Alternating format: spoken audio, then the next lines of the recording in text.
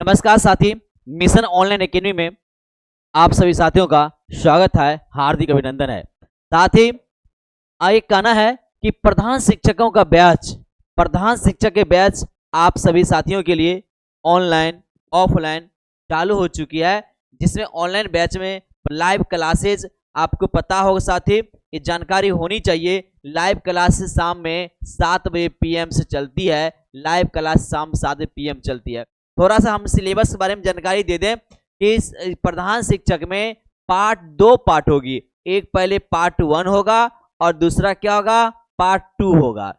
दूसरा क्या होगा, पार्ट 2 होगा। दूसरा पार्ट 2 में सर कि डीएलएड का 75 नंबर प्रश्न रहेगा। 75 नंबर मार्क्स प्रश्न भी रहेगा और 75 मार्क्स का भी परीक्षा होगा। उसके बाद पार्ट 1 में देखेंगे समान अध्ययन। पार्ट 1 में क्या होगा, समान अध्ययन से प्रश्न पूछेगा। समान अध्ययन से, तो समान अध्ययन में तो पहला आप समझ लीजिए, समान अध्ययन में मैथमेटिक्स होगा, मैथ्स होगा। दूसरा आप इसी में रीजनिंग भी आपकी प्रश्न पूछा जा सकता है, रीजनिंग होगा। उसके बाद इतिहास में आधुनिक भारत। इतिहास में क्या होगा आपका, आधुनिक भारत और स्वतंत्रता संग्राम और स्वतंत्रता संग्राम के बारे में, तो स्वतंत्रता संग्राम के वो सब्जेक्ट पूछा जाएगा। उसके बाद क्या होगा, भूगोल, भारत का भूगोल। भूगोल किसका होगा, भारत का, और बिहार का भूगोल होगा, बिहार का भूगोल होगी। उसके बाद ये तो हो गया। दूसरा ये, उसके बाद आपका राज व्यवस्था क्या होगी, राज व्यवस्थाएं। उसके बाद क्या होगा, राज व्यवस्था भी होगा, जिसको आप पॉलिटी भी कहते हैं, जिसको क्या बोलते हैं, पॉलिटी। उसके बाद साइंस में आपका साइंस सेक्टर से भी प्रश्न पूछा जाएगा। साइंस में आपका हो गया फिजिक्स, हो गया जनरल साइंस पूछा जाएगा। उसके बाद केमिस्ट्री हो गई। उसके बाद क्या होगा, बायोलॉजी हो जाएगी। और उसके बाद करंट अफेयर्स भी आपकी इसमें पूछा जाएगा। क्या पूछा जाएगा, करंट अफेयर्स भी पूछा जाएगा। और साथ ही करंट अफेयर्स के बाद इकोनॉमिक्स का भी हल्का सा प्रश्न देखने को मिलेगा। इकोनॉमिक्स का देखने की प्रश्न मिलेगी। साथ ही ये आपका मोटा मोटी ये प्रधान शिक्षक का सिलेबस है। और इसी सिलेबस के अनुसार देखते हुए आज का बैच इसमें बायोलॉजी, समान अध्ययन का टॉपिक बायोलॉजी लेकर के आपके बीच प्रस्तुत हुए और ध्यान से देखेंगे और इसे अपने साथियों के बीच में निश्चित रूप से शेयर करेंगे। यदि वीडियो अच्छा लगेगा तो लाइक शेयर कमेंट निश्चित रूप कीजिएगा। तो चलिए साथी, अगला प्रश्न की ओर चलते हैं। ये प्रथम प्रश्न, आज की क्लास की प्रथम प्रश्न लेकर के आपके बीच प्रस्तुत हो रहे हैं और देखेंगे, ढंग से देखेंगे, वीडियो स्किप करने की कोशिश न करेंगे और पूरे वीडियो देखेंगे। निश्चित रूप से आपको सभी साथियों को फायदा मिलने वाली है। तो चलिए आज प्रथम प्रश्नों की ओर लेकर चलते हैं। पहला प्रश्न है, कहता है पशुओं की शरीर योजना का अध्ययन कहलाता है। पशु की शरीर योजना का अध्ययन कहलाता है, क्या कहलाता है, एनाटॉमी, इकोलॉजी, जेरोंटोलॉजी और एक्स बायोलॉजी। तो पक्षियों के शरीर विज्ञान का अध्ययन क्या कहलाता है, तो पहला आपका आंसर हो जाएगा क्या, एनाटॉमी। पहला आंसर क्या हो जाएगा, एनाटॉमी आपका इसका आंसर हो जाएगा। क्या चीज, एनाटॉमी आंसर हो जाएगी। चलिए अगला प्रश्न की ओर चलते हैं। अगला प्रश्न देखते हैं। अगला प्रश्न है 2 नंबर में कि टैक्सोनॉमी। अब देखिए, टैक्सोनॉमी मूल रूप से डैश से संबंधित है।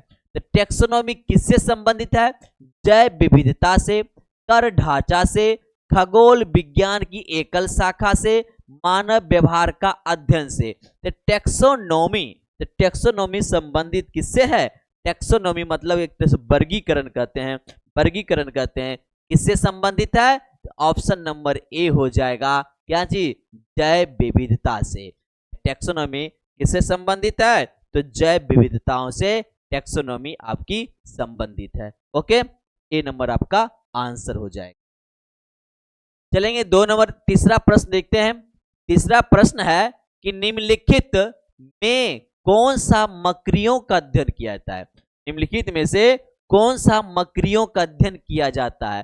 पहला है आर्कनोलॉजी, एंथ्रोपोलॉजी, एपियोलॉजी और साइनोलॉजी। तो आपके साथ ही बता दें कि आर्कियोलॉजी, साइनोलॉजी का अध्ययन जो है, साइनोलॉजी का अध्ययन निंदक विज्ञान में किया जाता है। किसमें करता है? निंदक विज्ञान में। निंदक विज्ञान के साइनोलॉजी का अध्ययन किससे होता है? निंदक विज्ञान। अब देखिए एपियोलॉजी, एपियोलॉजी है ये क्या? एपियो मतलब क्षमा होता है। ये कौन विज्ञान है? ये क्षमा विज्ञान है। एपियोलॉजी, इस एपियोलॉजी में क्या करते हैं? क्षमा विज्ञान है। अब एंथ्रोपोलॉजी, एंथ्रोपोलॉजी मनुष्य जाति का, एंथ्रोपोलॉजी क्या है? मनुष्य जाति का अध्ययन किया जाता है। मनुष्य जाति का अध्ययन या विज्ञान कह सकते हैं। इसमें क्या किया जाता है? मनुष्य जाति का अध्ययन किया जाता है। अब बच गया आर्कियोलॉजी। आर्कियोलॉजी इसी में मकड़ियों का अध्ययन किया जाता है। इसी में क्या करते हैं? मकड़ियों का अध्ययन करते हैं। मकड़ियों का अध्ययन करते हैं। किसमें करते हैं? मकड़ियों का अध्ययन आर्कियोलॉजी में। आर्कियोलॉजी में ऑप्शन नंबर ए हो जाएगा। और क्वेश्चन है कि किस में मकड़ियों का अध्ययन करते हैं? तो आर्कियोलॉजी में मकड़ियों का अध्ययन करते हैं। और एंथ्रोपोलॉजी से आप मनुष्य जाति का अध्ययन करते हैं उसमें। और एपियोलॉजी में क्षमा विज्ञान मतलब क्षमा विज्ञान का उसमें बात होती है। और साइनोलॉजी किसका है? निंदक विज्ञान होती है। तो प्रश्न का आंसर क्या हो जाएगा? आर्कियोलॉजी मकड़ियों का अध्ययन करते हैं। आर्कियोलॉजी में मकड़ियों का अध्ययन करते हैं। ठीक है, चलेंगे अगला प्रश्न देखते हैं। अगला 4 नंबर प्रश्न है, निम्नलिखित में से कौन एक कोशिकीय जीव नहीं है? अब देखिए लिखित में से कौन एक कोशिकीय जीव नहीं है?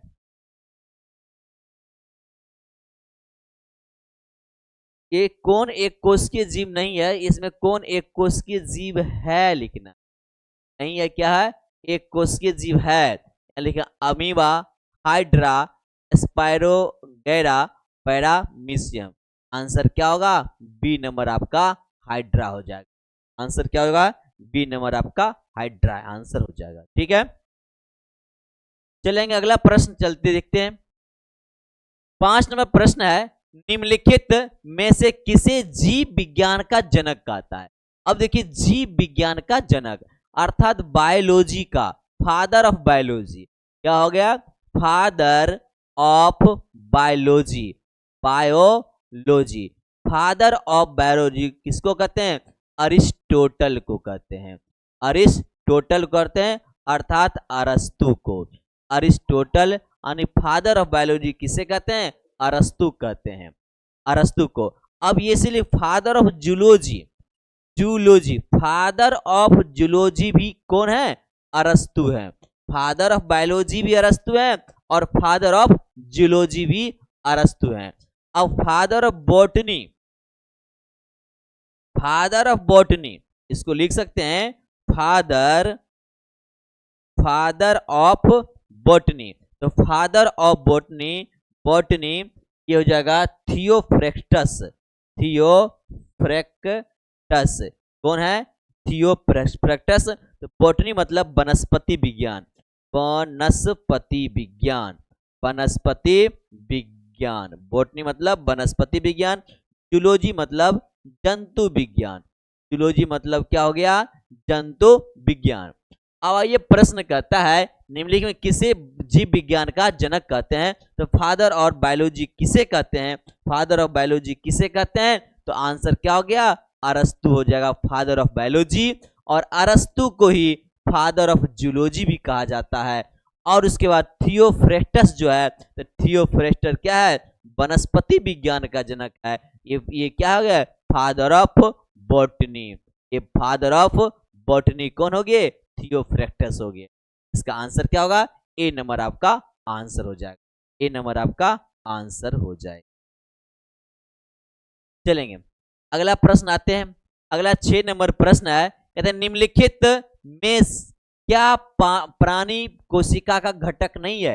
निम्नलिखित में से क्या प्राणी कोशिका का घटक नहीं है? प्राणी कोशिका का राइबोसोम, न्यूट्रॉन, माइटोकॉन्ड्रिया और लाइसोसोम। अब कौन सा नहीं है? तो अब देखिए राइबोसोम, आरएनए डीएनए राइबोसोम, आपको डीऑक्सी राइबोसोम होती है। तो राइबोसोम जो प्राणी विज्ञान का क्या है? कोशिका घटक है। अब ये न्यूट्रॉन प्राणी विज्ञान की कोशिका घटक नहीं है। अब माइटोकॉन्ड्रिया भी है, जिसको पावर हाउस कहते हैं। इसको क्या माइटोकॉन्ड्रिया क्या बोलते हैं? पावर हाउस कहते हैं। और लाइसोसोम किसे कहते हैं? आत्महत्या की थैली कहते हैं। लाइसोसोम को आत्महत्या की थैली कहते हैं। आत्महत्या की थैली की कहते हैं, किसको कहते हैं? लाइसोसोम को कहते हैं। तो ये तो माइटोकॉन्ड्रिया हो गया, लाइसोसोम हो गया और राइबोसोम हो गया, ये प्राणी विज्ञान की कोशिका का घटक है। और न्यूट्रॉन जो है प्राणी विज्ञान की कोशिका घटक नहीं है। ठीक है, ओके। तो चलते हैं अगला प्रश्न। अगला प्रश्न आपका 7 नंबर है। 7 नंबर प्रश्न कहता है, निम्नलिखित में से किसे कोशिका का शक्ति गृह कहा जाता? अब आ गया। अभी देखिए कोशिका शक्ति बताएं, और इसको क्या बोलते हैं? Power house. शक्ति गृह मतलब क्या हो गया? Power house. में किसे कोशिका का शक्ति गृह कहते हैं? राइबोसोम, माइटोकॉन्ड्रिया, सेंट्रोसोम, उपरोक्त में से कोई नहीं। आंसर क्या होगा इसका? माइटोकॉन्ड्रिया को पावर हाउस कहते हैं, अर्थात कोशिका का शक्ति गृह कहते हैं। पावर हाउस कहते हैं, अर्थात कोशिका का शक्ति गृह। चलिए अगला प्रश्न आते हैं। अगला प्रश्न कहता है, बांस डैश के रूप में वर्गीकृत किया जाता है। यानी बांस को किस रूप में वर्गीकृत किया जाता है? अर्थात बांस क्या है? एक झाड़ी है, बांस एक वृक्ष है, बांस एक घास है और एक खरपतवार है। तो आपको लगेगा बांस पेड़ पौधे की तरह होता है, लेकिन बांस क्या है? बांस को एक घास के रूप में वर्गीकृत किया जाता है। बांस क्या है? एक ग्रास है। बांस क्या है? ग्रास है। बांस घास के रूप में वर्गीकृत बांस को किया जाता है। ठीक है, तो साथी कहने के तात्पर्य यह है कि जिस प्रकार से जो भी कंपटीशन हो या कोई भी वर्क हो अपने कर्म पर डिपेंड करता है, अपने मेहनत पर डिपेंड करता है, ठीक उसी प्रकार जैसे आपको बता दें, 2 अक्षर का होता है लक। देखिए 2 अक्षर का होता है क्या चीज? लक। 2 अक्षर का होता है लक। और 2.5 अक्षर का ध्यान दीजिएगा, 2.5 अक्षर का होता है भाग्य। 2.5 अक्षर का क्या होता है? भाग होता है। और 3 अक्षर का होता है, 3 अक्षर का होता है नसीब। 3 अक्षर का क्या होता है? नसीब। 3 अक्षर का होता है नसीब। और 3.5 अक्षर का, और 3.5 का अक्षर होता है किस्मत। किस्मत 3.5 अक्षर का होता है किस्मत। पर ये चारों के चार 4 अक्षर के मेहनत से होते हैं छोटे। मेहनत से होते हैं क्या? छोटे होते हैं। मेहनत से छोटे होते हैं। मेहनत के 4 अक्षरों के मेहनत से छोटे होते हैं। याद रखें साथी कि 2 अक्षर का होता है लक, 2.5 अक्षर का होता है भाग, 3 अक्षर का होता है नसीब और 3.5 अक्षर का होता है किस्मत। पर ये चारों के 4 अक्षर के मेहनत से होते छोटे। आपको लक, किस्मत, भाग, नसीब पर बिल्कुल ध्यान नहीं देना है, अपने मेहनत पर ध्यान देना है। और अपनी मेहनत से बढ़ के दुनिया में कुछ भी नहीं है। मेहनत का कोई विकल्प नहीं है।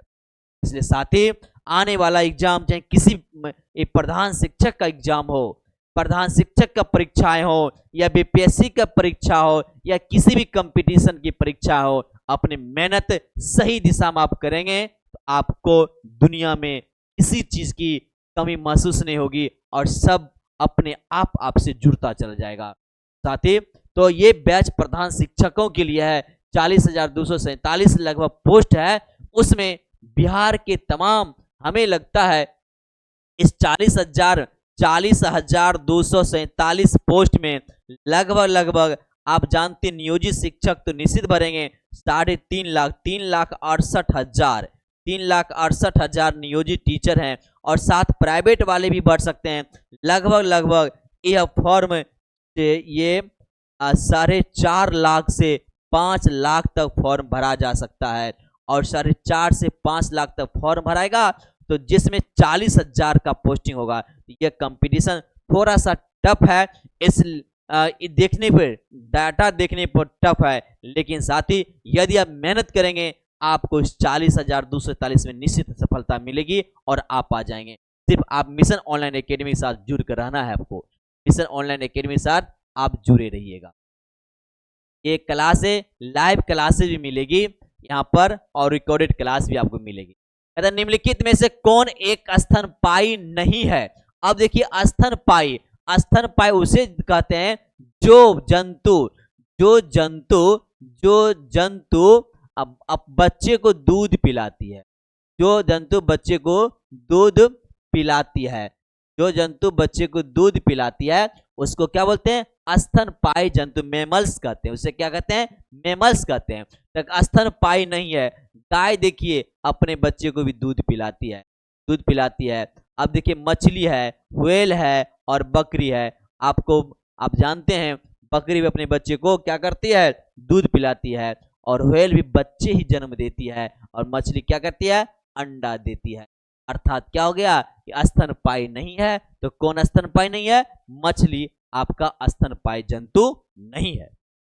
चलिए समझ गए। अगला प्रश्न आते हैं, अगला प्रश्न 10 नंबर प्रश्न देखेंगे। 10 नंबर कहता है इनमें से किसका अंडा सबसे बड़ा होता है। अब किसका अंडा सबसे बड़ा होता है, पहले मुर्गी, शुतुरमुर्ग, कौवा और कबूतर। मुर्गी, शुतुरमुर्ग, कौवा और कबूतर। तो इसमें देखेंगे तो सबसे इसमें किसका अंडा सबसे बड़ा होता है, तो आंसर क्या हो जाएगा इसका, शुतुरमुर्ग होगा। और इसी में आपको 4 प्रश्न और आपको देखना है। तो यदि आपसे पूछा जाएगा प्रकृति में, देखिए 4 प्रश्न देखते हैं, ध्यान दीजिएगा। कहता है प्रकृति में पाई जाने वाली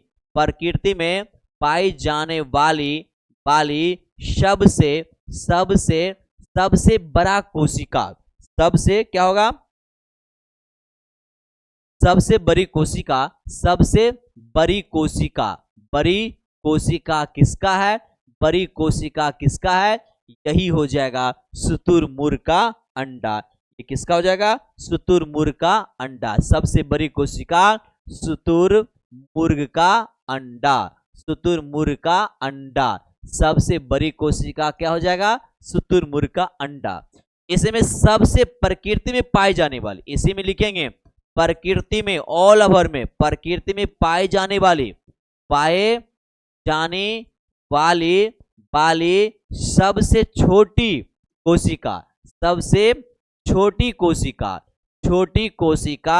कोशिका किसका है, सबसे छोटी कोशिका। ध्यान रखेंगे, आपको बता दें प्रकृति में पाए जाने वाली सबसे बड़ी कोशिका क्या है, सबसे बड़ी को शुतुरमुर्ग का अंडा और सबसे छोटी कोशिका क्या होगा, माइकोप्लाज्मा।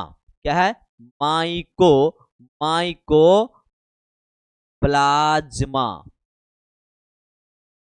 माइकोप्लाज्मा। याद रखेंगे सबसे छोटी कोशिका क्या हो गया, माइकोप्लाज्मा। अब आपको दूसरा देंगे, मानव शरीर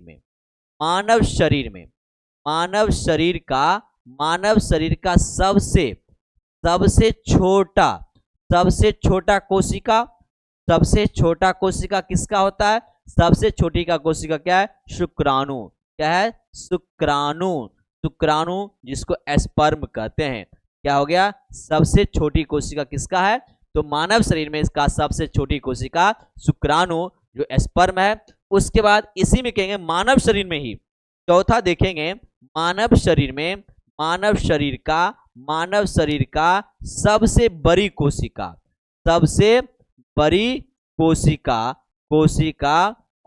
क्या है, यह अंडाणु होगा। क्या होगा, अंडाणु। कौन होगा, अंडाणु, जिसका ओवम, जिसको अंग्रेजी में क्या होता है, ओवम, जिसको हम क्या बोलते हैं, ओवम। याद रखेंगे, प्रकृति में पाई जाने वाली सबसे बड़ी कोशिका शुतुरमुर्ग का अंडा है और सबसे छोटी कोशिका माइकोप्लाज्मा है। और मानव शरीर में सबसे बड़ी छोटी कोशिका क्या है? छोटी कोशिका ये शुक्राणु है, जिसको स्पर्म कहते हैं। और सबसे बड़ी कोशिका क्या है? अंडाणु, जो क्या है? और जिसको ओवम कहते हैं, जिसको क्या कहते हैं? ओवम। अब देखिए शुक्राणु ये किस में होता है? ये मेल में होता है। ये किस में होता है?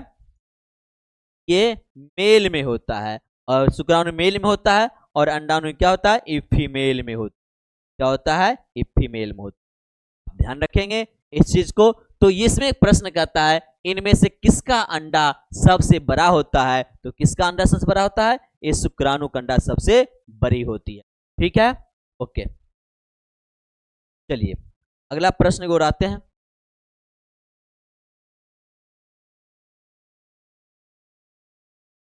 अगला प्रश्न कहते हैं कवक के हमले से खाद्यान्नों को सुरक्षित रखने का सबसे सुरक्षित उपाय क्या है?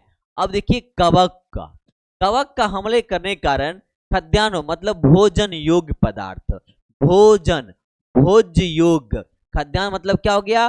भोज योग्य पदार्थ। खाद्यान्न मतलब क्या हो गया?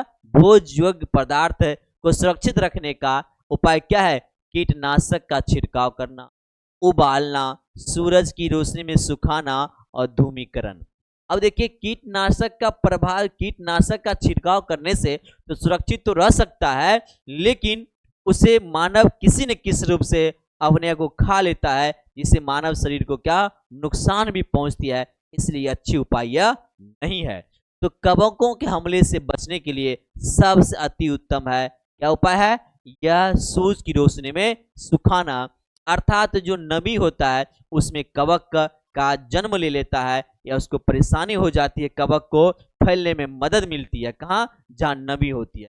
लेकिन सूरज की रोशनी में सुखाने से यह क्या होती है? वह ड्राई हो जाती है, जिससे वह कवक का फैलने में या कवक के विस्तार करने में चांस बहुत कम होती है। इसका सबसे सुरक्षित उपाय क्या है? सूरज की रोशनी में सुखाना।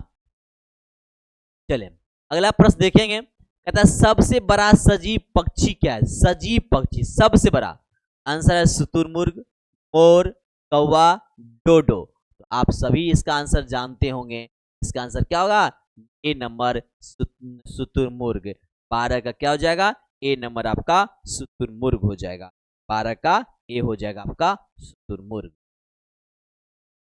अब देखेंगे अगला नंबर प्रश्न। देखिए 13 नंबर प्रश्न है कि मधुमक्खी के छत्ते में मजदूरों का विभाजन रहता है, उन कामगारों को क्या कहते हैं जो फूलों से मधु संग्रह करते हैं? फूलों से मधु संग्रह करते हैं। मधुमक्खी के छत्तों में मजदूरों का विभाजन होता है, तो उन कामगारों को क्या कहते हैं जो फूलों से मधु संग्रह करते हैं? पुरुष, स्त्री, बंध्य और मध्यलिंगी, उसको क्या कहते हैं? तो आंसर आपका क्या हो जाएगा? मध्यलिंगी। डी नंबर आपका आंसर हो जाएगा। डी नंबर आपका। ठीक है, चलें अगला प्रश्न की ओर चलते हैं।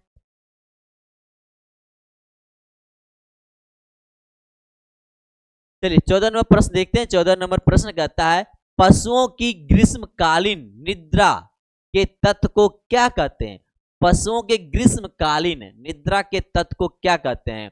हाइबरनेशन, एस्टिवेशन, सॉल्वेशन, उपरोक्त में से कोई नहीं। उपरोक्त में से कोई नहीं। अब देखिए ग्रीष्मकालीन जो है, ग्रीष्मकालीन निद्रा को किसको कहते हैं? ग्रीष्मकालीन निद्रा हो गया क्या? एस्टिवेशन। ग्रीष्मकालीन निद्रा में क्या होगा? एस्टिवेशन को पशुओं के ग्रीष्मकालीन निद्रा भी कहते हैं। अब देखिए हाइबरनेशन जो है, हाइबरनेशन गहरी नींद ऊर्जा बचाने में, ये हाइबरनेशन है जो गहरी नींद होता है, गहरी नींद लेता है जो ऊर्जा को बचाने में, जो ऊर्जा की बचाने मदद करता, ऊर्जा को बचाता है, कौन? ये हाइबरनेशन गहरी नींद लेता है पशु हाइबरनेशन में गहरी नींद ले करके और अपने ऊर्जा को बचाता है, अर्थात ऊर्जा को क्या करता है, संचित करता है, ऊर्जा को संचित करता है। कौन, किसमें, हाइबरनेशन में। अब पशुओं की ग्रीष्मकालीन निद्रा क्या होता है, एस्टिबेशन होता है। ग्रीष्म का निद्रा क्या होता है, एस्टिबेशन होता है। ओके, तो आंसर क्या होगा इसका, बी नंबर आपका आंसर एस्टिबेशन होगा। चलिए अगला प्रश्न देखना है। कहता है विषाणुओं की क्या विशेषताएं होती है। देखिए विषाणु अर्थात वायरस, वायरस की क्या विशेषता होती है, क्या विशेषता होती है। कहता है यह केवल मृत जंतुओं में परिवर्तित होता है, यह केवल अपने परपोषी में परिवर्तित होता है, इसमें क्लोरोफिल नहीं होता है, यह वसा निर्मित होता है। अब क्या विशेषता होती है, इसमें 4 ऑप्शन में से एक ऑप्शन इसमें क्या है, ये सही है, बाकी ऑप्शन इसका गलत है, अर्थात सही नहीं है। तो कहता है यह केवल मृत जंतुओं में, यह केवल मृत जंतु में परिवर्तित होता है, ये गलत है। विषाणु क्या होता है, मृत और सजीव दोनों में प्रवेश हो जाता है। मृत और क्या होता है, सजीव जंतु में दोनों में क्या होता है, प्रवेश होता है, प्रवेश करता है।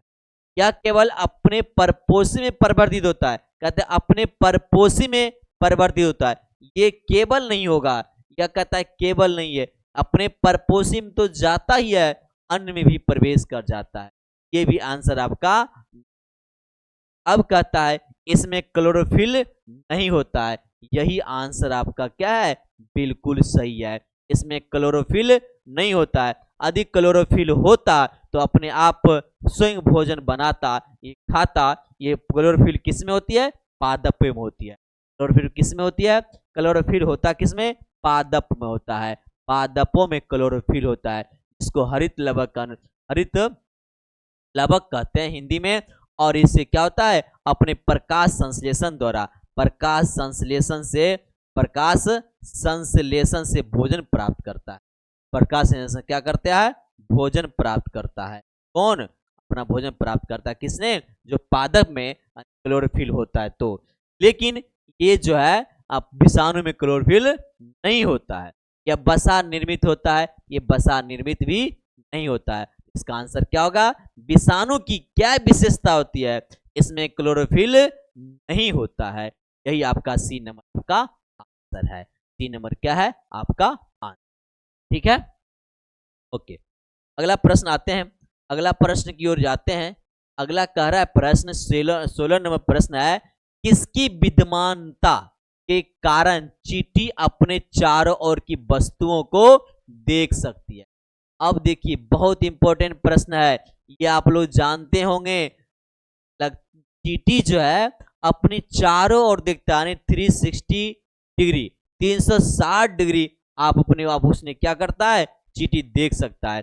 किस कारण से 360 डिग्री चींटी देख सकता है, बताना है। कहते हैं समान नेत्र, समान नेत्र जो है, जो मानव का नेत्र होता है, पशु पक्षियों का नेत्र होता है, समान नेत्र, जो अपने सीधी ओर और हल्का फुल्का बाएं दाएं देख सकता है, समान नेत्र के कारण नहीं हो।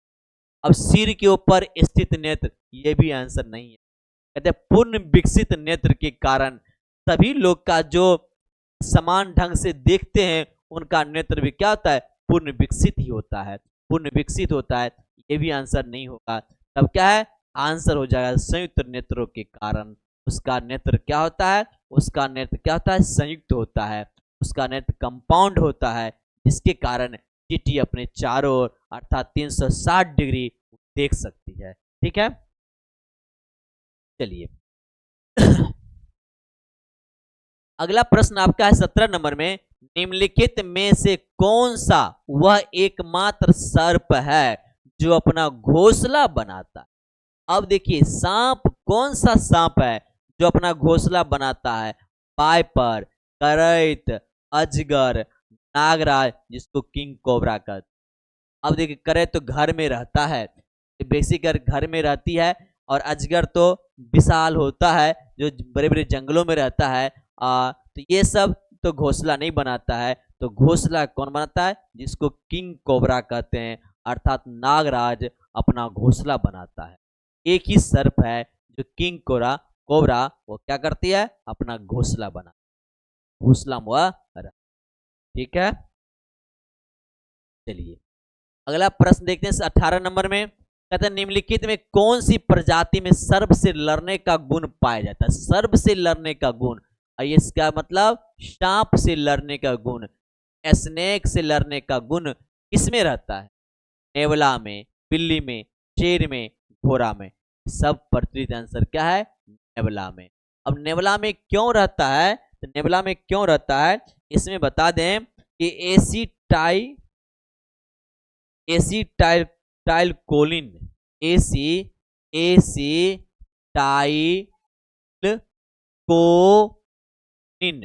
एसीटाइलकोनिन जो है, एसीटाइलकोनिन इसमें विद्यमान होता है, किसमें, नेवला में। एसीटाइलकोलिन नेवला में विद्यमान होता है और इसमें क्या, उसके दिमाग में न्यूरोट्रांसमीटर होता है।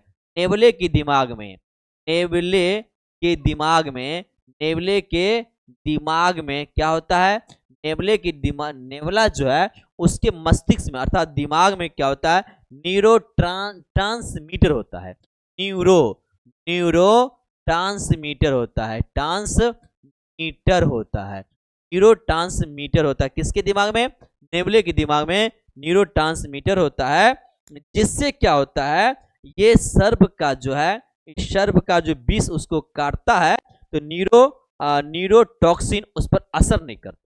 सर्प का जो विष है, सर्प का विष जो है, विष न्यूरोटॉक्सिन न्यूरोटॉक्सिन का असर नहीं होता है, न्यूरोटॉक्सिन का असर नहीं होता है, किस पर, नेवला पर नहीं होता है। ध्यान दीजिएगा, पहले जानते हैं ये सांप से लड़ने का क्षमता किसमें होता है, नेवला से होता है। क्यों होता है, नेवला के पास एसीटाइलकोलिन होता है जो नेवले, और दूसरा नेवले के दिमाग में न्यूरोट्रांसमीटर होता है, किसके दिमाग में, नेवले के दिमाग में, जिस कारण सर्प का विष जो है, न्यूरोटॉक्सिन जो है उस पर असर नहीं, न्यूरोटॉक्सिन जो है उस पर असर, उसको क्या करता है, न्यूरोटॉक्सिक जो है, न्यूरोटॉक्सिन उसके असर को, सांप के विष के असर को कम कर देता है, अर्थात असर उसका करता ही नहीं है, असर उसका करता नहीं है। इसलिए, लेकिन छोटे नेवले को ध्यान दीजिएगा, बच्चा नेवला जो होगा, बच्चा नेवला को सांप मार सकता है, बच्चा नेवला को सांप क्या करता है, खा जाता है, बच्चा नेवला को सांप खा जाता है। लेकिन जब ये एडल्ट हो जाता है, जब ये क्या होता है, नेवला एडल्ट हो जाता है तो उस पर सांप का कोई प्रभाव नहीं पड़ता है, सांप। और दूसरी बात जान लीजिए, नेवला जो है पहले बार सांप पर अटैक नहीं करता है, नेवला जो है अपने बच्चे को सुरक्षित करने के लिए, बच्चे को सुरक्षा करने के लिए सांप पर अटैक करता है, सांप उसके बच्चे को खा जाता है, उसे सुरक्षा करने के लिए सांप पर अटैक करता है, और जब वो सांप से लड़ता है तो उसको कोई प्रभाव नहीं पड़ता है। क्यों नहीं पड़ता है आप इस समझ चुके, ठीक है।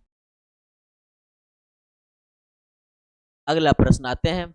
अगला प्रश्न कहता है कि विषाणुओं में होता है, विषाणु में क्या होता है, केवल डीएनए, केवल आरएनए, ए और बी दोनों, ए और बी दोनों। तो विषाणु में, वायरस में डीएनए भी होता है, आरएनए भी होता है, अर्थात ये कह सकते हैं 3 नंबर आंसर हो जाएगा ए और बी दोनों, 3 नंबर आंसर हो जाएगा क्या, ए और बी दोनों आपका आंसर हो जाए, ठीक है। नेक्स्ट प्रश्न आते हैं। नेक्स्ट प्रश्न नंबर 20 ने कहता है कि कोशिका दीवार डैश में पाई जाती है। कोशिका का दीवार किसमें पाई जाती है, पादप कोशिका में, जंतु कोशिका में, मत्स्य कोशिका में और पक्षी कोशिका। अब देखिए, जंतु कोशिका, मत्स्य कोशिका और पक्षी कोशिका और पादप कोशिका, तो कोशिका का दीवार किसमें पाई जाती है। जब ही जंतु कोशिका कहेंगे तो जंतु कोशिका, पक्षी कोशिका भी हो जाएगा, मत्स्य कोशिका भी हो जाएगा, तो कोशिका दीवार पाई किसमें जाती है, मात्र और मात्र पादप कोशिकाओं में कोशिका का दीवार पाई जाती है, किसमें, पादप कोशिकाओं में कोशिका की दीवार पाई जाती है। चलिए 21 नंबर प्रश्न देखते हैं। 21 नंबर प्रश्न आपके बीच में कहता है कि लैक्टिक अम्ल डैश में पाया जाता है। अब देखिए लैक्टिक अम्ल यहाँ पर सिरका, टमाटर, पेट और दही। तो ध्यान दीजिए सिरका, सिरका में जो है सिरका में एसिटिक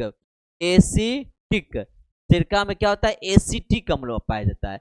एसिटिक अम्ल सिरका में कौन पाया जाता है, एसिटिक अम्ल पाया जाता है। किसमें, सिरका में। सिरका में एसिटिक अम्ल पाया जाता है। और टमाटर में ऑक्जेलिक अम्ल पाया जाता है। टमाटर में क्या पाया जाता है, ऑक्सजिलिक अम्ल, ऑक्सीलिक अम्ल, टमाटर में क्या होता है, ऑक्सीलिक अम्ल पाया जाता है। किसमें, टमाटर में ऑक्सीलिक अम्ल पाया जाती है। उसके पेट में हाइड्रोक्लोरिक अम्ल, हाइड्रोक्लोरिक अम्ल पाया जाता है। किसमें, हाइड्रोक्लोरिक अम्ल पाया जाता है। किसमें पाया जाता है, अम्ल पेट में HCl पाया जाता है। या हाइड्रोक्लोरिक अम्ल का pH मान जो होता है, pH में 1.5 से 2 तक होता है, 2 तक होता है।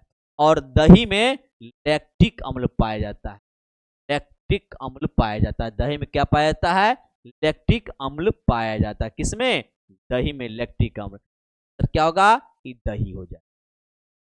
अब बताएं अम्ल और थोड़ा भस्म, अम्ल और क्षार के बारे में।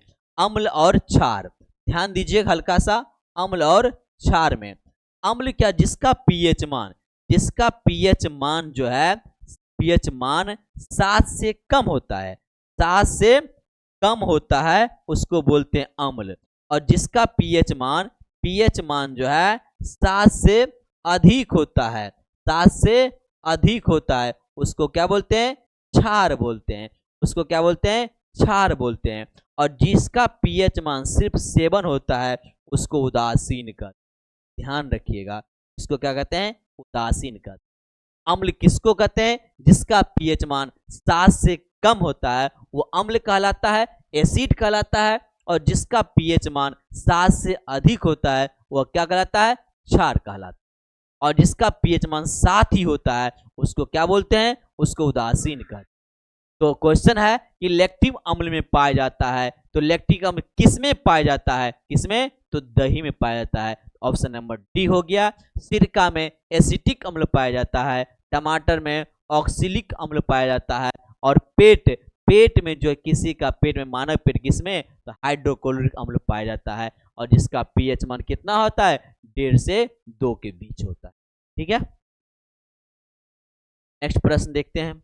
नेक्स्ट प्रश्न देखिए, 22 नंबर प्रश्न आपके बीच में है। कहते हैं शहद के लिए मधुमक्खियों के पालन, रियनिंग ऑफ हनी बी को कहते हैं। शहद के लिए मधुमक्खी के पालन को क्या कहते हैं, PC culture, Honey culture, AP culture और हिमी कल्चर। तो मधुमक्खी के पालन को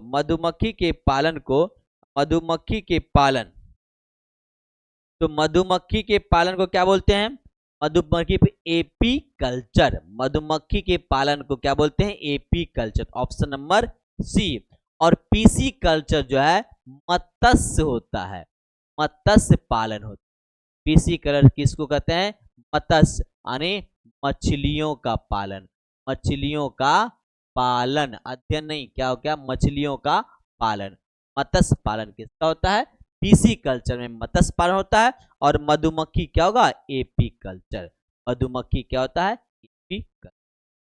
ठीक है, चलिए अगला प्रश्न देखना है। अगला प्रश्न देखिए, कहता है मानव शरीर में आधारभूत निर्माण इकाई होती है। मानव शरीर में आधारभूत निर्माण इकाई होती है, अस्थियां, मांसपेशियां, शिराएं और कोशिका। तो आंसर आपका क्या होगा, कोशिका। कोशिका जो है मानव शरीर का संरचनात्मक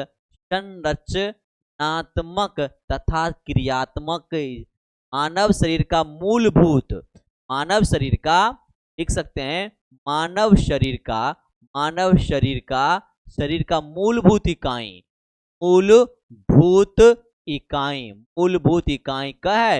मूलभूत इकाई कोशिका होती है। क्या है? कोशिका होती है।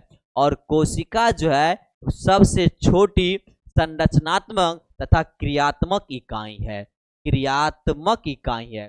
कोशिका जो है सबसे छोटी क्या है? संरचनात्मक और क्रियात्मक इकाई है। किसका? मानव शरीर का। इसलिए कहते हैं मानव शरीर का आधारभूत निर्माण का इकाई क्या है? तो कोशिका है। क्या है? कोशिका। चलें आइए 24वां प्रश्न कहता है कि डैश एक मांसाहारी जानवर है। जो मांस खाने वाले को मांसाहारी। हिरन, जेबरा, बाघ और गाय। बहुत आसान प्रश्न है। बाघ क्या है? मांसाहारी। जो सिर्फ मांस खाता है उसको मांसाहारी कहते हैं। जो सिर्फ पेड़ पौधा वनस्पति खाता है उसको शाकाहारी कहते हैं। और जो दोनों खाता है उसको क्या कहते हैं? सर्वाहारी। ठीक है, सर्वाहारी। चलिए 25 नंबर में कहता है मच्छर के अंडों की खोज आप कहां करें? मच्छरों के अंडों की खोज आप कहां करेंगे? नदी में, समुद्र में, झरने में और तालाब में। ये पता है कि मच्छर जो है जहां गंदगी ज्यादा रहता है, जहां ठहराव ज्यादा पानी की ठहराव होता है, वहीं मच्छर पनपती है। तो नदी क्या है? चलती रहती पानी।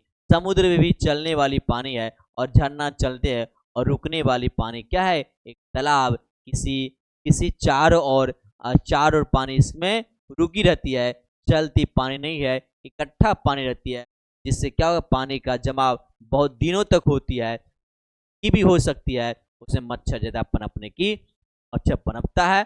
इसलिए उसकी खोज कहाँ मिलेगा आपको? तालाबों में मिलेगा। सिंपल सी प्रश्न है, आपको तालाबों में मिलेगा।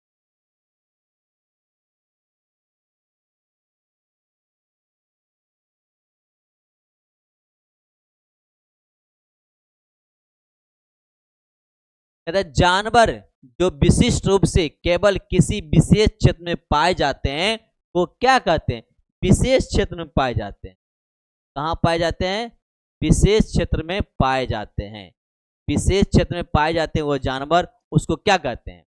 इसमें कहता है लुप्त नस्ल, स्थानीय नस्ल, दुर्लभ और प्रवासी। तो लुप्त नस्ल उसको कहते हैं जो दुनिया से विलुप्त हो गया है। दुनिया से विलुप्त है यानी पहले था लेकिन अब नहीं है, दुनिया से समाप्त हो गया, उसको लुप्त कहते हैं। स्थानीय कहता है किसी क्षेत्र के अंतर्गत, किसी विशेष क्षेत्र। या स्थानीय क्या? किसी विशेष क्षेत्र के डिपेंड करता है, विशेष क्षेत्र पर डिपेंड करता है, उसको स्थानीय। दुर्लभ नस्ल यानी क्या? मिलती है लेकिन बहुत बेमुश्किल से मिलती है, उसको दुर्लभ नस्ल कहते हैं। और प्रवासी नस्ल उसे कहते हैं जो दूसरे देश का जीव जंतु हो और दूसरे देश में मौजूद रहता है, उसको प्रवासी कहते हैं। उसको प्रवासी कहते हैं। लेकिन कहता है विशेष क्षेत्र में पाए जाने वाले को क्या कहते हैं? स्थानीय नस्ल कहते हैं। बी नंबर आपका आंसर हो जाएगा। इसमें स्थानीय नस्ल कहते हैं। अगला प्रश्न है टेडपोल डैश का विकासशील चरण है। अब याद रखिए बहुत इंपॉर्टेंट प्रश्न है ये वीवीआई प्रश्न है। कहता है टेडपोल जो है एक विकासशील, किसका विकासशील चरण है? मछली का, मानव का, मछली का, मेढक का और गाय का। टेडपोल जो है ये क्या होता है? पॉल विंग उभयचर होता है। जो ये लार्वा का चरण है, क्या है? लार्वा का चरण है। इसका पॉल विंग जो है उभयचर होता है। ये क्या होता है? उभयचर होता है। उभयचर में पाया होता है जो लार्वा का, ये जो है लार्वा अर्थात बहुत छोटे बच्चे, अर्थात बहुत छोटे बच्चे कह सकते हैं। बच्चे को लार्वा के रूप में कहता है। इसमें किसमें होता है? इसमें टेडपोल किसका ये रूप है? ये विकासशील मेढक का रूप है। जैसे कि कह सकते हैं मानव का सबसे छोटा को क्या कहते हैं? नवजात। मानव को सबसे छोटे बच्चे को नवजात। तब क्या होता है? उसी का शिशु कहलाता है मानव में। तब क्या होता है? उसके बाद किशोर कहलाता है। किशोर कहलाता है। तब उसके बाद क्या होता है, किशोर के बाद तब प्रौढ़ा आता है। तब क्या होता है, प्रौढ़ा, प्रौढ़ा अवस्था आता है। इसी प्रकार ये मानव का क्या है, विकासशील प्रक्रिया है। उसी पर टेडपोल जो है मेढक का विकासशील प्रक्रिया है। टेडपोल भी क्या हो गया, मेढक का विकासशील प्रक्रिया। ठीक है, चलिए आइए अगला नंबर प्रश्न देखते हैं। अगला प्रश्न है, कहते इनमें से कौन एक अंडा जीव नहीं है। अंडा देने वाला जीव नहीं है, जो अंडा देती है वह जीव नहीं। क्या है, मुर्गी, तो मुर्गी अंडा देती है। मेढक, तितली, कुत्ता, तो मेढक भी अंडा ही देती है, तितली भी अंडा देती है। कौन नहीं देती है, कुत्ता आपका अंडा देती है। ऑप्शन नंबर क्या होगा, डी नंबर आपका, डी नंबर आपका आंसर हो जाए। आइए 29 नंबर प्रश्न है, इनमें से कौन सा पशु सबसे बड़े शिशु को जन्म देता है। सबसे बड़े शिशु को जन्म देता है कौन सा पशु, ऊंट, सिंह, हाथी, ब्लू हेल।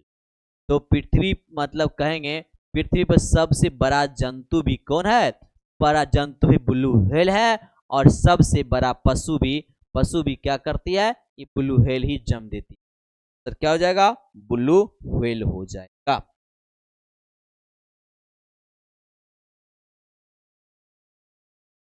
अब आइए, कहता है कुत्ते का वैज्ञानिक साइंटिफिक नाम क्या है। साइंटिफिक नाम क्या है, Felis domestica, Canis familiaris, Bos indica, homo sapiens. अब जानते हैं वैज्ञानिक का वैज्ञानिक होमोसेपियंस किसकी नाम है, मानव का। मानव का होमोसेपियंस, मानव का होमोसेपियंस है। उसके बाद आपका है boss indica, boss Indus, boss Indus, Bos indicus. Bos indicus किसका है, गाय का। किसका है, गाय अर्थात काव का। मानव क्या हो गया, मेन। मानव क्या है, हुमेन का। उसके बाद कैनी, कैनिस फैमिलीज, कैनिस फैमिलीज। अब देखिए फैमिलियर इसलिए कहते हैं, फैमिलियर इस कुत्ता जो है ये किसका है, कुत्ता का, कुत्ता का वैज्ञानिक नाम। अब देखिए फेलिस डोमेस्टिका, तो डोमेस्टिका, डोमेस्टिका घरेलू हो गया। ये किसका है, फेलिस डोमेस्टिका, बिल्ली का वैज्ञानिक नाम। इसका नाम है, बिल्ली का वैज्ञानिक नाम है। तो कहता है कुत्ते का वैज्ञानिक नाम क्या है, तो कुत्ते का वैज्ञानिक नाम क्या होगा, केनिस फैमिलिरीज, फैमिलेरिस, कैनिस फैमिलेरिस। तो कुत्ता क्या नाम हो, कुत्ता वैज्ञानिक नाम क्या हो गया, केमिस फैमिलेरिस हो गया। बी नंबर आपका ऑप्शन हो गया, बी नंबर आपका ऑप्शन हो गया। चलिए अगला प्रश्न देखते हैं। अगला प्रश्न आपसे कहता है कि कौन सा पक्षी उड़ता नहीं है। कौन सी पक्षी उड़ता नहीं है, कौन सी पक्षी नहीं उड़ता है, तो आंसर है शुतुरमुर्ग, उल्लू, मैना। इनमें से कोई नहीं। मैना तो उड़ता है, उल्लू भी उड़ता है, तो कौन सी पक्षी उड़ता नहीं है, सर क्या होगा, बी नंबर आपका आंसर हो, ए नंबर आपका आंसर हो जाएगा। क्या होगा, शुतुरमुर्ग, सर शुतुरमुर्ग हो जाएगा। अब 32 प्रश्न कहता है हाथियों में गजदंत है। गजदंत क्या है, कृदंत, कृंतक, चवर्णक, रदनक और वृद्धित उपस्थित अस्थियां होता है। तो हाथी में दांत क्या होता है, कृदंत होता है। जैसे मानव में भी 4 प्रकार की दांत होती है। मानव में भी कितने प्रकार होता है, 4 प्रकार के दांत होता है। 4 प्रकार के क्या होते हैं, दांत होते हैं मानव। और कुल दांतों कितना होता है, 32 होता है। कुल दांत कितना होता है, 32 होता है। 16 ऊपर में होता है और 16 नीचे में होता है। इसी का पाठ बांट दिया गया है। तो पहला मानव में पहला क्या है, पहला हो जाएगा कृंतक। पहला क्या है, कृंतक। कृंतक जिसको अंग्रेजी में क्या बोलेंगे, अंग्रेजी में सर, इंसिसर, इंसिसर अर्थात काटने वाला, कैंची अर्थात काटने वाला। दूसरा दांत आपका, दूसरा दांत रदनक। दूसरा प्रकार दांत क्या, रदनक, रदनक होता है, जिसको अंग्रेजी में कैनिंग कहते हैं। अंग्रेजी में कैनी कहते हैं, अंग्रेजी में क्या कहते हैं, कैनी कहते हैं। तीसरा दांत आपका अग्र चवर्णक, अग्र, अग्र चर्वनक, अग्र चर्वनक हो गया, जिसको अंग्रेजी में क्या कहते हैं, प्रीमोलर। क्या बोलेंगे, प्रीमोलर। क्या बोलते हैं, प्रीमोलर। और चौथा दांत होता है चवर्नक, चर्वनक, जिसको क्या बोलते हैं, मोलर बोलते हैं। इसको क्या बोलते हैं, मोलर बोलते हैं। याद रखेंगे, हाथियों में गजदंत क्या होता है, कृंतक होता है। मानव में 4 प्रकार दांत होता है, कौन, कृंतक, रदनक, अग्रचवर्णक और चवर्णक होता है। तो साथियों, आज बायोलॉजी में जीव जगत वर्गीकी में इतना ही रहेगा। और उसके बाद साथी ये आपको कहना चाह रहे हैं, यदि वीडियो अच्छा लगेगा और अच्छा लगा होगा तो आप उसे लाइक करेंगे, शेयर करेंगे, सब्सक्राइब करना इस चैनल को न भूलेंगे, और सब्सक्राइब करके बेल आइकन को।